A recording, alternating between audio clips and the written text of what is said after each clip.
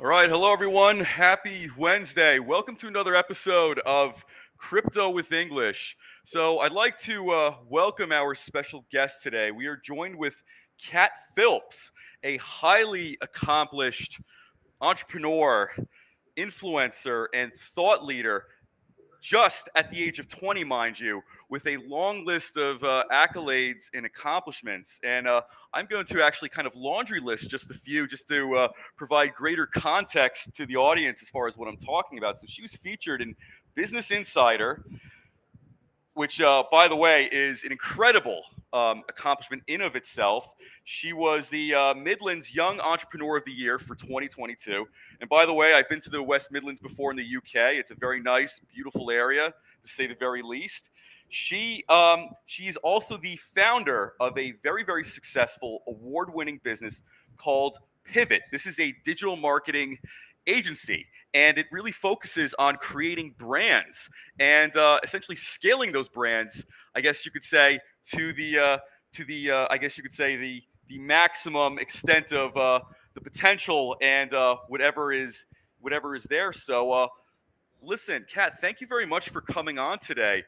Since you've done quite a bit, can you talk a little bit about your, I guess you could say, your entrepreneurial journey? I know that you started your agency after being furloughed, which is, by the way, incredible because I think a lot of times, especially with the pandemic and the lockdowns and whatnot, it's very easy to kind of just get down on yourself and kind of, well, to be honest, not be very optimistic or essentially very creative, especially given the hardship being presented. Absolutely. And yes, you're totally right. So that's basically how it started. So first of all, hi, I guess. I'm Kat. So great to be on and thanks for having me.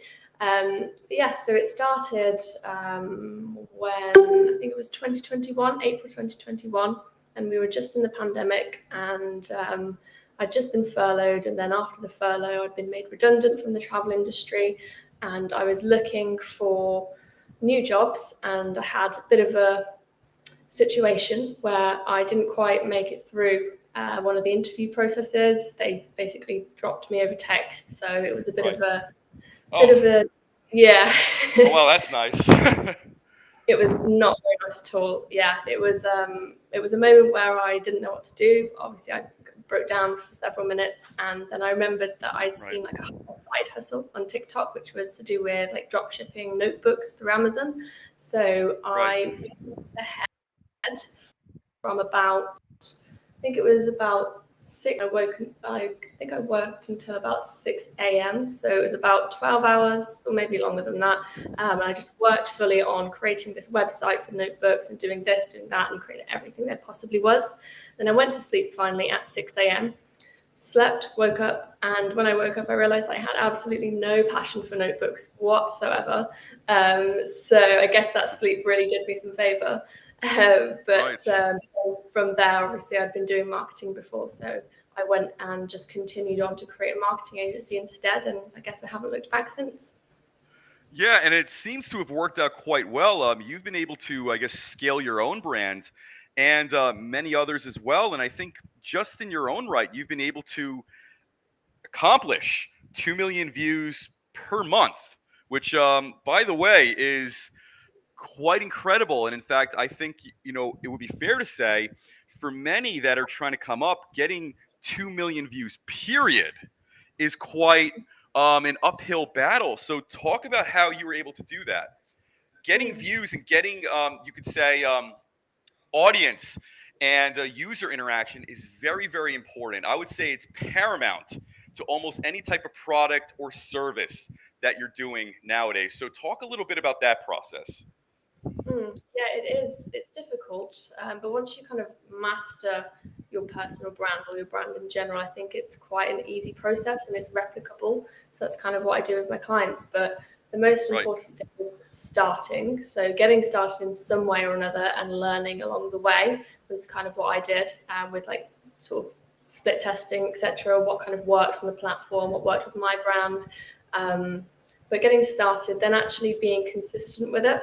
So a lot of people talk consistency being like, I don't know, every single day, or you have to post like 5 times a day or something. But I wouldn't say it necessarily has to be every day. When I started out my personal brand journey, it was more. I think I started out posting 3 times a week, and I was Okay. posting very irregularly to try and test kind of which times worked best. And Right. so I found after a while of building up this demand, I was finally able to nail down time for me was 8:30 in the morning. That's UK time, of course, because that's where most of my audience is from. Right. And then I started posting 3 times a week. Then after I scaled it up to about 5 times a week, and it works for me. But I think it's important to try and find what works for you, rather than copying what everybody else does. Because if everybody else is posting at the same time as you, you're not really going to show up on the feed.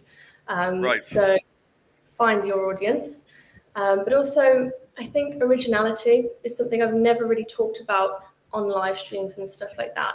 But it's Right. something that came to mind recently, and I thought I might have to make a post about that because the biggest separator and divider from me and other people in my space is the fact that I create content that's original to me. And you see a lot of the LinkedIn feed at the moment, which is crowded with the same boring, monotone stuff. And it's That's a really, good way of putting it. Right. yeah, Yeah, it's I don't know what maybe the best way to put it, but a lot of it seems almost like a lot of this redundant, and not to knock it, almost like these self-help platitudes which are very kind of generic and vague, if that kind of makes sense. That's how it comes off to me anyway, because I've seen a lot of the same type of material. It's kind of like, follow your instinct, trust your inner compass. I mean, listen, I think that's great and whatnot, but when you see, hundreds of people doing that, it kind of makes you wonder, like, what the hell is going on here? Like, what else is out there?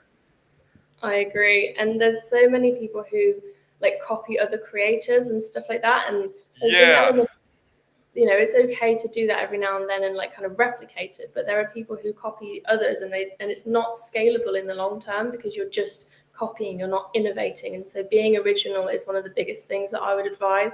Trying to come up with your own ideas as they come throughout the day has been literally all I do is jot down ideas every single day, yeah. and they just come to me once you're in that mindset. Got it.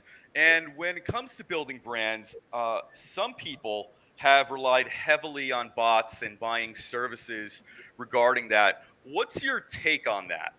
Is it kind of something that seems to be useful in the short run and probably useless in the long run? I've heard various opinions about it, but since this is your wheelhouse, I really wanted to know your thoughts on that. And what was the question there? Sorry. People essentially, buying and you can say subscribing to bots to essentially build their followers and viewership and things like that. You see it on Instagram and Twitter and whatnot. And it seems to me, on one hand, I guess people who have the capital to do that, it seems like it's a quick way to, you could say, inflate your numbers.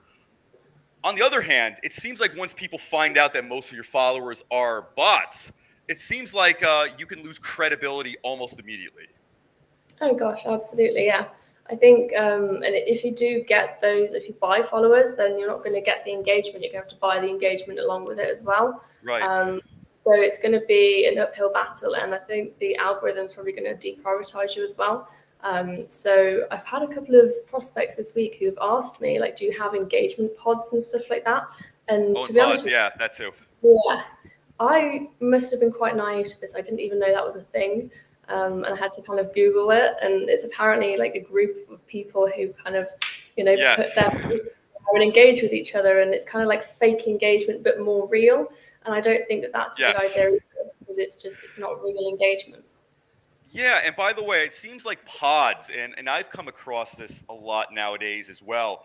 I guess people will try to like pitch to me like various services and whatnot, but it seems like pods is a less obvious and maybe a more subtle way of getting followers. But would it be fair to say that's a kind of a very limited, short-sighted way of building a community? Because I guess if it's kind of artificial and people are kind of either by, I guess the requirements of what they signed up for, engaging with your content. Mhm. I think over time you're going to get almost like cookie cutter comments and like cookie cutter responses, and I think I mean I'm not sure as far as the algorithm of LinkedIn, but I do think if the same data, or you could say the same input, is constantly being fired into this platform, it's probably not going to either enhance or further circulate or otherwise really improve your brand over time. I don't know if it's going Mm. to really improve visibility. I don't know if it's going to get more people. I mean, I'm speculating here, but wanted to know your thoughts. Yeah, no, you're totally right there. I think long term is the only way that you can think about it. And when you Yeah, get started, you can only think in the short term because you're comparing yourself to people who are above you, who've got more followers, more this, more that. And so it's really easy to get caught up in going and, doing all that, getting involved in pods and stuff like that. Um, yeah, but long term, it's not sustainable. And everything will come with time once you find your feet. And so the right, other thing is, like connection requests on LinkedIn. I did talk about it once in my post, but I actually don't accept all of them. And it's not necessarily me being picky as such. It's more just accepting a few who perhaps I'd like to work with, or right, maybe I like their content or something like that. Something that is a reason for you to accept them rather than just to boost the numbers. Because right, when you do actually, I've realized that long term it's not impactful. So now that I don't really accept many connection requests, I'm getting way more engagement after like a whole month or two. I think I had to wait for that. got Um, it. DMs are much more quality focused, and so are the followers. So it's much more impactful long term if you just try and avoid chasing all of those things. Right. And it seems like, I guess, the AI or algorithm is essentially going to feed you, I guess, whatever you're interacting with. So that makes a tremendous amount of sense. And what's your take on hashtags? So this is something I've discussed with other, digital marketing agencies, and everybody seems to have a different opinion on it. And I think some of it is technical and some of it is almost anecdotal. But what's your opinion on using hashtags and how many should one use per post? Great question. So I'm going to keep it to LinkedIn for this particular question, but I would I would say I use about three in each post. I know that that's constantly changing. I think LinkedIn announced something recently about increasing that, but to be honest with you, Right. I've had clients who have gone viral without any hashtags in there whatsoever. So it's Interesting. not, yeah, it's not imperative to the success of your branding, but it helps sometimes get that extra reach, maybe when you're starting out, or just keeping it relevant to the kind of audience you want to find. So Right.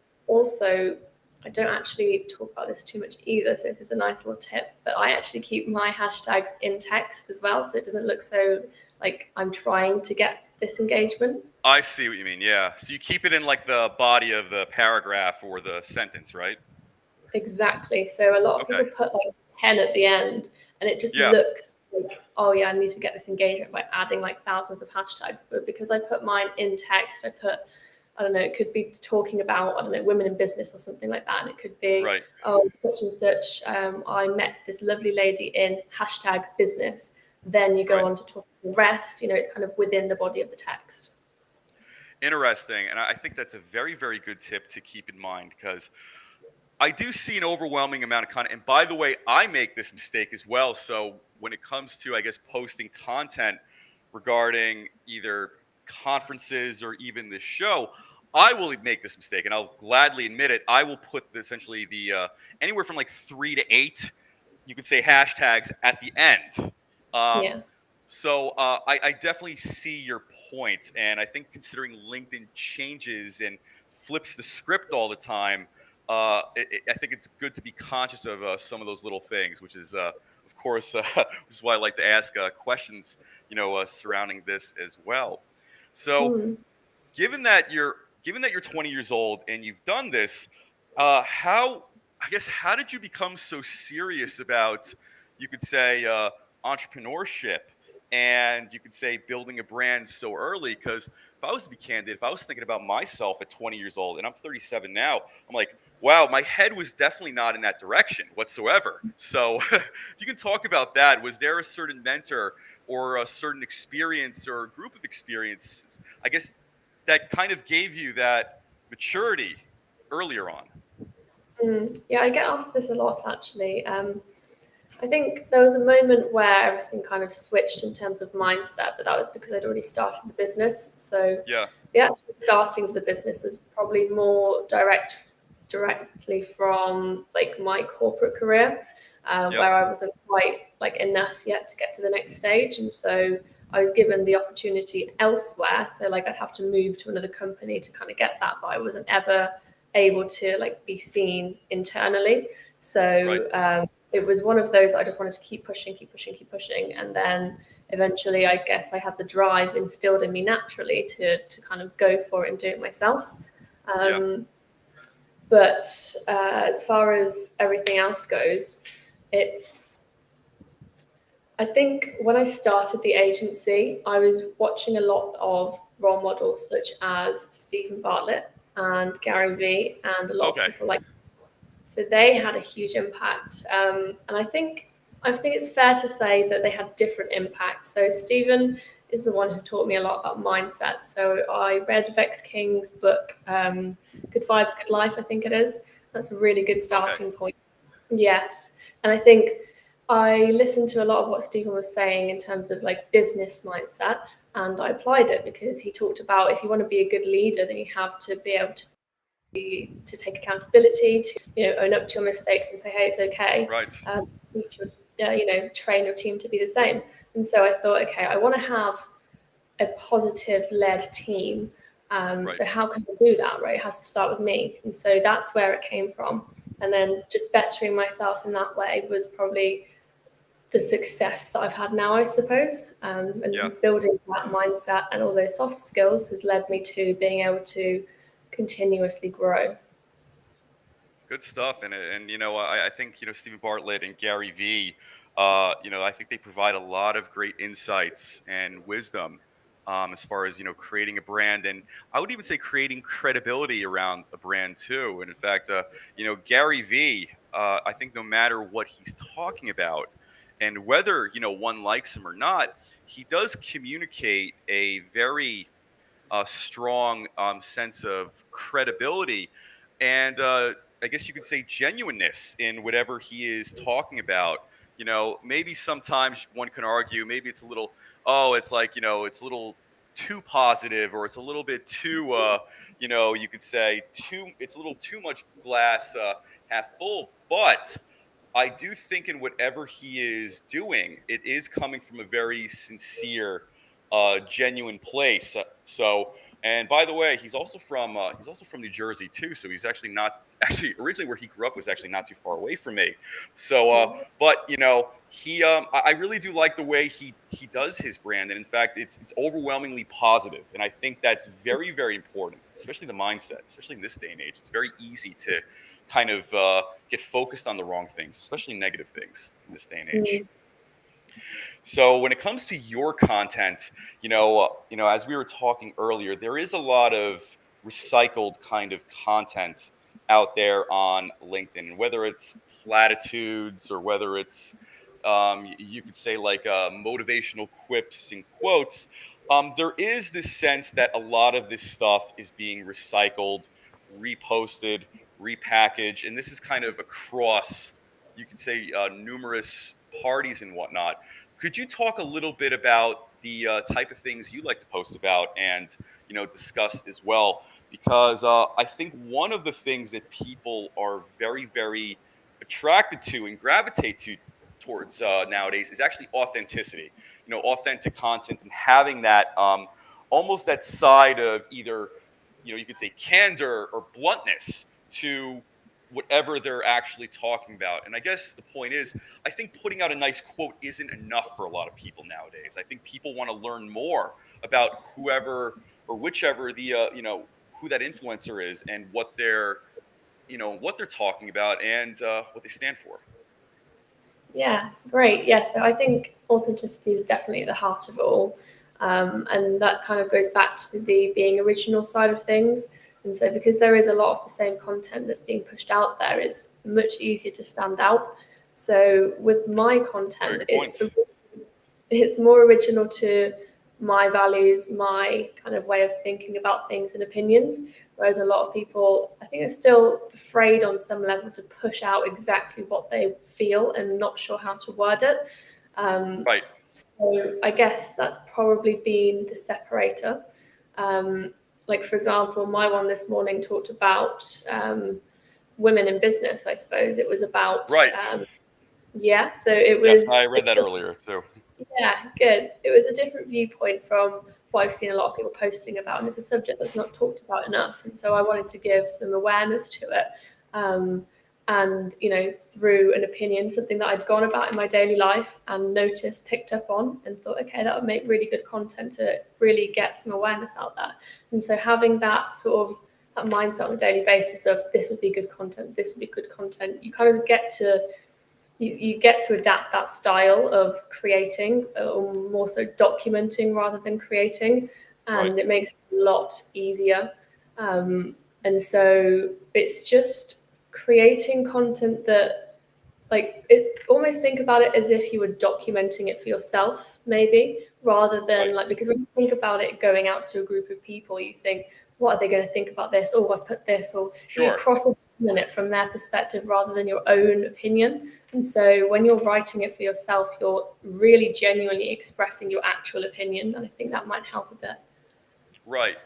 And when it comes to, let's say, talking about certain topics that may either be controversial or even rub people off the wrong way, um, there seems to be a certain way of doing it. And when it comes to you, how do you figure that out? Because I think, anecdotally speaking, I think we've all seen either different influences where I think they're trying to talk about something that's very important, but may also be controversial. But because maybe the way certain parts of it are written, it's interpreted or received in unintended ways. And I think often we see that more often than not, actually. So, you know, when it comes to you and your brand, how are you able to smoothly navigate those waters? So, communicate a very genuine and sincere, you could say, feeling or viewpoint on something without essentially making it inflammatory where it's like distracting. I think that's what happens with certain posts. They become distracting because I think people focus perhaps on something, an aspect that perhaps wasn't communicated very well. Mm. And it ends up being kind of viral, but for all the wrong reasons, so to say. Mm. Yeah, no, I've seen a lot of those myself. I try not to be too controversial, so I don't make content to be controversial, whereas I know that a lot of people do try and do that just to get engagement. Right, But with my post this morning, there were a few like different opinions about it, and it was really great to get a viewpoint from all different angles. Um, right, but it was my opinion. It wasn't me trying to chase all of this engagement, and I think there's a big difference between the two.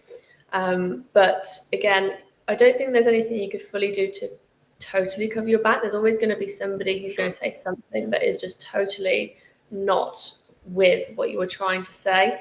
But I mean, I like to read it back to myself and give myself a couple of hours in between, perhaps. So I read it back from that's a their good perspective, idea. because you're not, once you get soaked into it, you kind of, it's all you can think about. If you give yourself a couple of hours and you come back to it, you say, okay, you've got a fresh set of eyes, you can really look over it from all viewpoints and maybe even get a second opinion if you have time, Right. So. Yeah, and that's a very good way of putting it. And actually, I do something similar. Although I think most of my content is more along the lines of podcasts and live streams. But I do feel this: if there is something you really want to say, I think if you're very emotional and fired up about it, I personally do this. I write a draft of it, and I'll come back to it in a few hours because I know this. Whatever I'm feeling now, probably when I'm calm later or more relaxed, I'm going to be thinking about this situation much differently. So certainly I wouldn't want to be like shooting from the hip, as they say, and then it's like, oh, I shouldn't have wrote that. Now I got to go like I don't know, backtrack and edit it. And, it seems like actually more work. And I do see this where a lot of people will fire out something and you can kind of tell it's just right from the hip, right from the moment, just pure emotion and whatnot. And it seems like it's like a 50-50 type of scenario where, okay, you could effectively communicate what you're feeling and what you mean. On the other hand, you're not, because you're fired up or maybe let's say very emotional, you might be saying this in a way that is, unintendedly or unintentionally either, I guess you could say, distracting or inflammatory, so to say. So I do, I like, kind of like you, I do that myself, but I totally understand that to actually kind of come back to it a little bit later because it's very easy to kind of get wrapped up in the moment and just be like, I got to say this, so I'm going to say it now. Uh, and I think over time it's actually better. And I think common sense would dictate too. Just kind of sit back on it. Kind of, revisit it in a little while, and then make Mm. up your minds. Yeah, absolutely. Because I think you can only see it from one viewpoint when you're writing it, and then you come back to it and think, oh, this could be taken in this way, or this could be taken in that way. And even when you do, try and cover all bases, there's always going to be a comment. I mean, I had a comment on mine this Right. morning with like something so taken out of proportion, but Right. I have a wonderful community who supports me and comments back and defends. So Yeah. Yeah. No, I hear you there. And my feeling is this: I am totally okay with either, I guess you could say critics or skeptics or cynics of, let's say, whatever I say. But that's as long as I've had the time to write it, reflect on it, and I'm okay with it before it goes yeah, out. Then, like, if I put something out, I don't really think too much as far as, if this person is pissed off because they misread some part of it, well, that's really on them because I've reflected on this, I wrote about it, I thought about it before I even posted it out. So I'm fine with the finished product because I kind of had my own, uh, reflective process. So I would be, I'm personally fine if somebody disagrees with that. However, personally speaking, and I've done this a few times, I think many people have, if I've fired out something on the fly and on the go, and there's going to be kind of a situation where, like, maybe I should have thought about that a little bit more because, now that I'm thinking about it, I actually wanted to say this. Unfortunately, I communicated it differently, earlier. So yeah, that's my kind of feeling, and that would be like a context where I'm like, okay, maybe I shouldn't have done it this way. So there's kind of like almost this like ruminating or little bit of like I guess you could say, I wouldn't say regret, so to say, but there's kind of like this, okay, I could have done this better type of thing. yeah. I've been there. Yeah, yeah, for sure. And, I think one of the cool things about your content too is that you did a post recently where you said 5 things you didn't know about me. And actually, I think those type of posts are more effective than I think a lot of people give them credit for because I've seen this in crypto, I've seen this in blockchain and other tech. It's very easy for somebody with a large following to do the whole, I'm going to rent a Ferrari for today and make, tons of content, surrounding that to kind of present this very glamorous, but either you could say either very, very pretentious or, very, or you could say, I guess as far as perception wise, something that comes off as very obnoxious. And on the Mm. other hand, you know, you essentially put a laundry list here, saying that, by the way, your quote, and I don't mean this in a bad way, I think it's actually very cool. I'm actually a huge nerd, gaming, Marvel, reading, you name it. I feel like a lot of times when people put themselves out there, they don't really put themselves out there. So it's like, okay, I'm going to show you what I think is very, very cool. And like I said, whether it's the location, whether it's the car, whether it's on a yacht, and things like that, I think when people, in some instances, try to come off sincere, that's kind of what they lead with. And I think over time, whether it's on LinkedIn or something else, that formula doesn't really work so well anymore. I don't think necessarily it's a good thing to build a brand off of. And by the way, I'm going to read the rest of this. So these are very interesting things about you. So you speak Spanish, French, and Italian, and this is along with English. So that is very, very impressive, to say the least. Thank Being able to speak those languages, especially. So 4 languages, which is incredible. You mentioned you're a 20-year-old agency owner, and your last name gets misspelled 95% of the time. Why is that, by the way? I think your last name is quite straightforward. Is there like a story behind that? Honestly, I think people just add letters to it, so it should be Philp, but people say Philip, Philps, Okay, Phillips. So it's just people, because Philip and Phillips is quite a common name. People just right. kind of glance and it looks like that. So Got it. With my last name, I've always kind of gotten these little, kind of cute jokes like surrounding it. So, like, if I was to make a reservation at a restaurant or something, I'm like, oh, yes, last name is, my name's English, or, table for two for English. And they're like, oh, we speak English. I'm like, I'm not saying you don't. I'm saying that's literally my last name. And, well, I guess because my last name being added is, there's always been a lot of like little jokes around it. The Johnny English movie, for instance, and, a very few other cool. things. So, yeah, I can at least to an extent understand where maybe some of the quirks come from having a interesting last name. And you also mentioned your height here, 5'10", which is awesome to say the least. Yeah. A lot of people think that But I'm a lot, well, I don't know, I guess I don't really think I'm that tall. So when they meet me, they're like, oh my God. So I had to put in there. okay.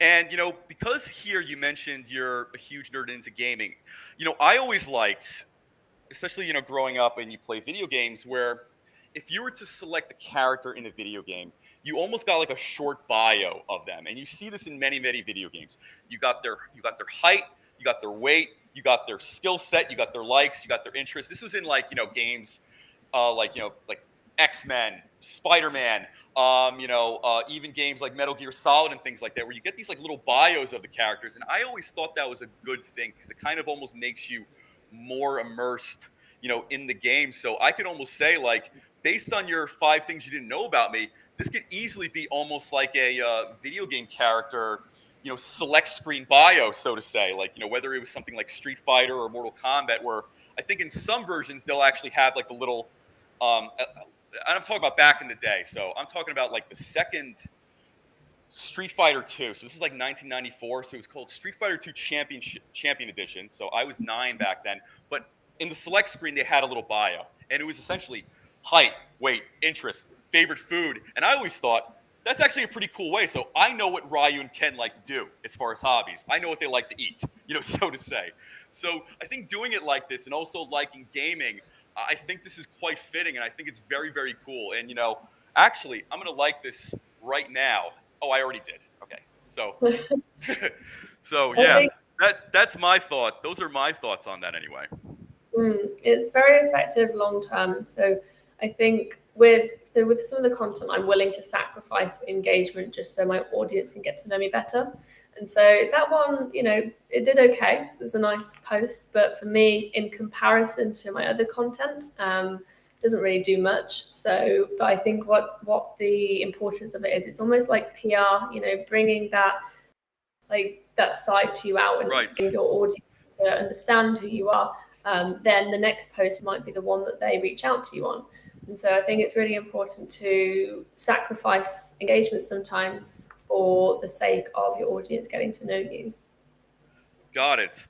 And when it comes to the 5 things you didn't know about me, and this is actually a very specific question. Now you mentioned your height. Is this something that maybe female influencers experience more than male? Like, I guess you could say comments or observations about one's height. Because for instance, I've never gotten any questions about my height or weight or physical attributes. So I'm kind of wondering, from the female perspective, is this something that maybe women will receive a little bit more, whether they're getting DMs or any type of engagement from followers and whatnot? Quite possibly. I mean, I'm not too sure. For me, my height was more when I was meeting up with people from LinkedIn. So I have a lot Okay. of creative circle. I don't usually get DMs asking for my height, luckily, but Okay, that's good. That's very good. I'd say with height, there's probably going to be both parties. I mean, a lot of women like their mentor, so perhaps. But as far as content like that goes, like I said, it's bringing that sort of original value. And when you're adding things in there about yourself, people can then relate to certain parts. So Sure. maybe somebody else is a Marvel fan, and then that's how you can connect with someone. So bringing that side of you out not only puts you out there in like an authentic kind of way, it also attracts people who have similar interests to you and therefore might want to work with you. Got it, and that makes perfect sense. And when it comes to gaming, what titles do you play, or what titles did you used to play, or what games were you into? So I used to be into like I don't know what they call them, first player shooting or something like that. So Oh yeah, um, first-person shooters. Yeah. that's the one. So I used to play like a lot of Fortnite. Okay. Not COD because it's too gory for me, so I quite liked Fortnite for that reason. Okay. Um, but I also played like Rocket League. Okay. One called Ori, which was really cute. I used to play when I was really quite a What lot was the last younger. one you just said? Ori, it's like a Oh, storyline, like a I've heard of that one. yeah. I used to Yeah. love that one when I was I don't know early teens. So Oh, good stuff. And when it comes to Marvel, are you more into the Avengers, or are you more into maybe certain like individual superheroes? um, a mixture. I think the Avengers is like a very good um, series. I suppose my favorite's got to be Iron Man though. Iron Man, yeah, yeah. And I think Robert Downey Jr. Does a good job playing as Tony Stark, and I guess having the wit and the personality behind that. As a kid, I used to collect a lot of comic books, and when I was a kid, a long time ago, there used to be an Iron Man cartoon on TV. So the Tony Stark on that was also kind of a smart ass, very sarcastic, always had these quips and one-liners. So, watching the Iron Man movies now and kind of relating that to, I guess, what I perceived as a kid, it's very consistent, and I think he's certainly done a very good job. You could say honoring the role and whatnot. And by the way, so how did you come to learn Spanish, French, and Italian? Learning any language is a colossal Herculean task. So how did you end up learning three of those languages? And by the way, three great Romance languages: Spanish, French, and Italian. How did that happen? Mm. So I speak Spanish from birth. So my mum's Colombian, so I Okay. naturally, I think it's technically my first language. I spoke Spanish to her, English to my dad. So I've Oh, always that's grown up awesome. speaking Spanish. And then French, I picked up at school because I managed to do my Spanish exam earlier. So like I did mine in over here. We have like year groups of like seven when you're 11 to 12, year seven. So I did my GCSE, it's called, in that Right. year, and then I was able to do French going forward from there. So I did French throughout school, and then I studied at university level as well. And then Italian was only picked up like last year during the pandemic. So That's awesome. And moving off of the list of I guess 5 things you didn't know, I think I'm gonna actually make one myself later because I looked at the comments and so many people were providing their own. I'm like, well, I guess I might as well. yes, go back and What's your respond. Yeah, yeah, for sure. And what are your thoughts on blockchain and cryptocurrency and some of the things that are going on? And I'll tell you my thoughts too. So part of the reason I do this show is because I wanted to, better articulate and almost make the subject matter more digestible for all users, whether you're an expert or whether you're just getting into it. So I think a lot of times when it comes to the messaging in this sector, it often misses the mark. So I think a lot of times, like for instance, people conflate or kind of almost like kind of confuse, look kind of using it interchangeably, crypto and blockchain, for instance.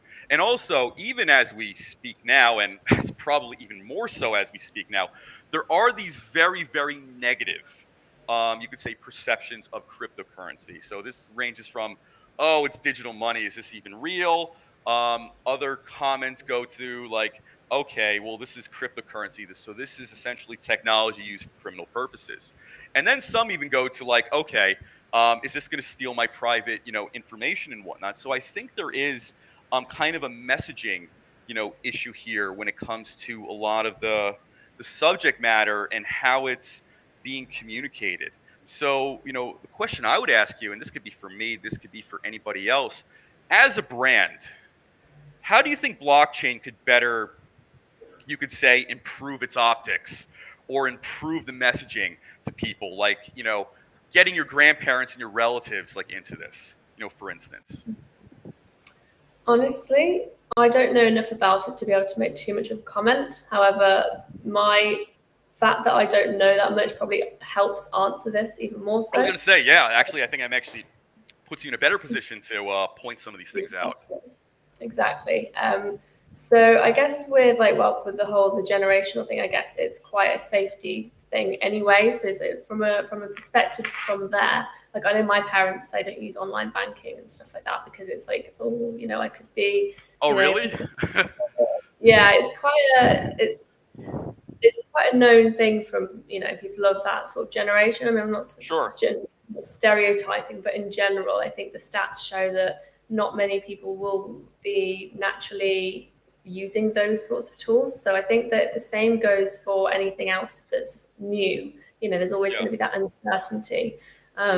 So I mean, I really don't know how I would even go about improving that messaging. Perhaps maybe adding some sort of safety guarantees in there or something along the safety route, because I think for most people it's just a case of safety, but also the fact that they don't know enough about it and want to invest into it. So Actually, you raise a very good point because I think the inclination for a lot of people, and I would say myself included, is to really express the potential and you could say the greatness behind a lot of this. The problem is, and I think this goes to your point, it doesn't communicate safety or security per se. It seems like something that's either it's very promising but also very risky. I do think that is a lot of what people kind of get when they're, either on the outside of this sector or they're just getting into it. So that might actually be a very good idea, is to kind of provide these, assurances to people that the shit's not going to hit the fan just because you buy a little bit of Ethereum, so to say. I think maybe that needs to actually be communicated a bit better. So I think you raised actually a very good point that's not very intuitive to a lot of people, myself included, actually, because, like I said, my inclination is let me express this technology, why it's great, and how it kind of fits into the overall context of your life. But I think the default position for a lot of people is like, okay, is my money going to be safe? If I buy this cryptocurrency, is it going to increase in value over time, or is one bad day in the crypto market going to wipe out my entire investment? So I think these are things that a lot of people keep in mind, and in fact, I think that might be people's reflexive baseline approach to all this. So actually, you, like I said, you raised a very good point, and I think it's actually better the fact that you're not like, entrenched in this, because you can kind of, I think, see some of these, you could say, shortcomings that I think people who are in the industry won't be able to see, off the top of their head, and this would be myself included. So it's, I guess it's kind of, I guess the term is missing the forest for the trees, so to say. I think many times, often, people in this industry, they're so deep into the forest where they can really only see one tree itself. They don't really see the context of the entire forest, so to say. So I think that's where people like you come in. That's what I'm here to do. And as far as 2022, what exciting things, projects are you working on? And of course, those that you're comfortable and willing to share. Absolutely. So I'm planning on obviously keep bringing the agency forward and expanding on that, particularly expanding on my speaking career. So I've got quite a lot of things that I'm doing, well, obviously externally to the public, but also a lot of internal things. Things I can't really discuss just yet, but I will post about them at some point. But some pretty big brands, so it's pretty exciting. Aside from all of that side of things, I'm also building up a brand called Young Accelerators, and that's helping young people to begin their entrepreneurial journey or career or like switch career, all of those sorts of things through a community and an e-learning platform. So basically just trying to help the youth build their career. And so I'd like to be able to finally launch that very soon. We're just building the course at the moment, Right. and the community will come next, and then the platform, etc., etc. And then aside from that, I would like to get my first book out there. So I've been writing Oh, like 1,000 do different things. tell. Sorry? Do tell. The book, Yeah, yeah. or at So least what you can reveal at this point, anyway. I've actually revealed something on LinkedIn before about this, but I've got about 3 or so on the go that I am going to plan on publishing over the next few years. All kind of works in progress. I kind of dip in and out. I haven't written anything for like a whole month, so I do need to get back to it. Got it. But one of them is going to be like, about me and personal branding, how to build a brand. So Right. that's my main focus at the moment. Then I've also got one about like mindset and like maybe more to do with my startup journey than actual personal branding. And then totally aside from that, a romance novel, because I've always been a sucker for one. Got it. Got it. And I have 2 remaining questions for you. Mhm. So, I think a lot of startups, generally speaking, and for practical purposes and otherwise, like to save a lot of money. Some may opt to not use a digital marketing service and let's say go ahead and essentially do all that stuff in-house. What would you say to that? And what would you say to the crowd as far as, well, listen, we don't need a digital marketing service? What would you say to that? I don't think all businesses do need agencies. Some of them do Okay. need them in-house, and so depends on the type of business. I know larger businesses maybe have like a hybrid way of working, so they have people inside, but then they also maybe have like consultants that work externally and educate the team, Right. etc. So I think that it depends on the business, but there are also obviously going to be upsides to either side of the Right. opinion here. But I think on the agency side of things, when you're starting out, it might be more time and cost effective, because if you're trying to train a marketing employee and you have no marketing knowledge yourself, then that's going to be very Right. difficult. You're not going to have the cash flow to get a marketing director initially from the get-go. So an agency or a freelancer is probably going to be the best method when you're starting up. Got it. And my final question is this, and I think you can provide a decent amount of light on this, but would you say now the future, and this is including the labor force as it is across the world, is the future going to be shaped and defined by entrepreneurs for this generation?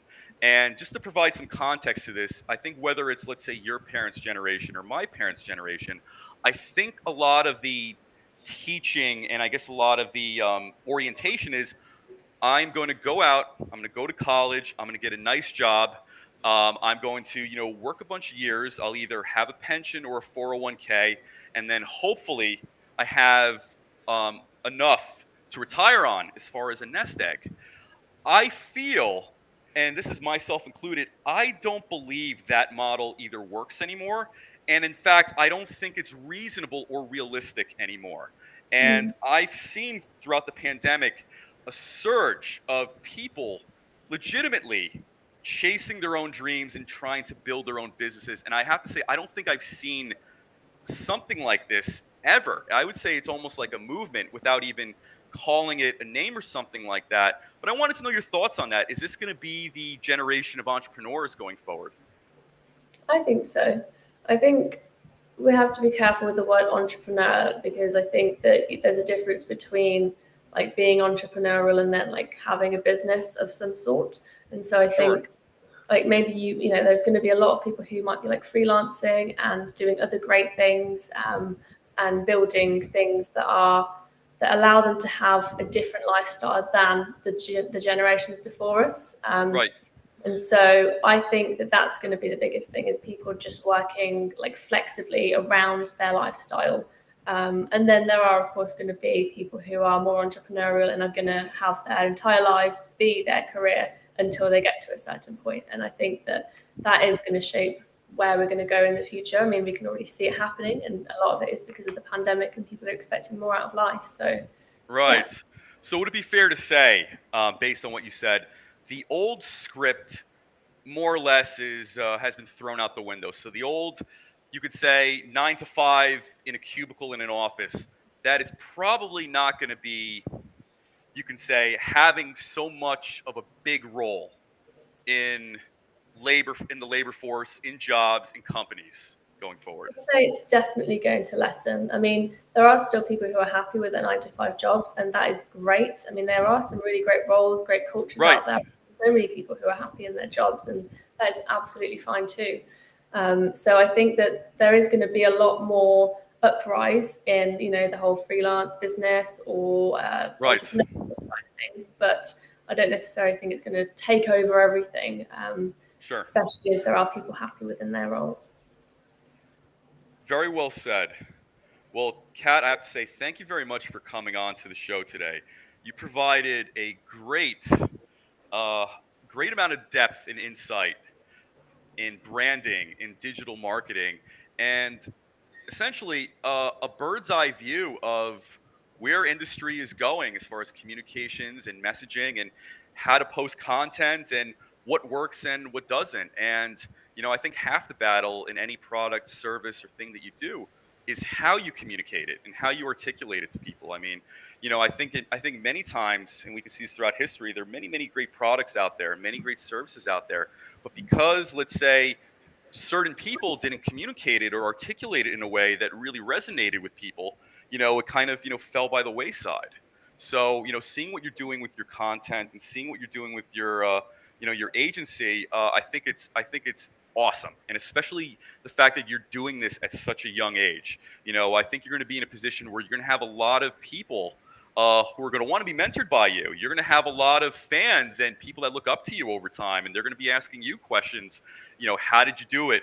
What were some of the successes? What were some of the obstacles? So, with everything that you're doing, I celebrate it wholeheartedly, and keep it up and keep me posted. And when you do launch that book, or when you're close to launching that book, I'd be more than happy to have you come back on, and we can make an episode around that, essentially a pre-launch or a book release type episode. Absolutely, and thanks so much for those words. Yeah, it's lovely to hear, 'cause sometimes obviously you just need that extra push. So Oh, really appreciate absolutely. having me on. Yes. And thank you very much for giving your time and energy to come on today and provide these really great substantive insights. I really do appreciate it.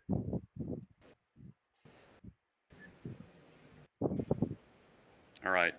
Thanks, Well, listen, Adam. take care. Thanks, everyone. Thank you. I'll talk to you soon. Take care. Bye.